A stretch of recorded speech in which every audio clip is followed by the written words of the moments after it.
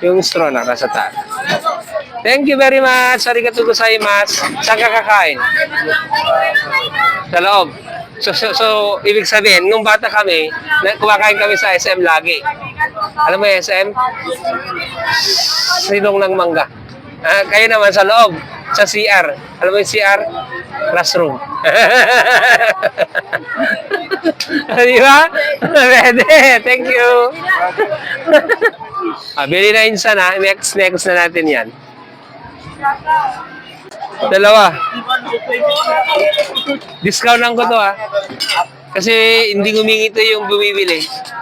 Kaya, hindi seryoso talaga. Ha? Kanina pa ba hindi humingi to eh? Di discount ako na, hindi pa humingi to eh. Ito na insan.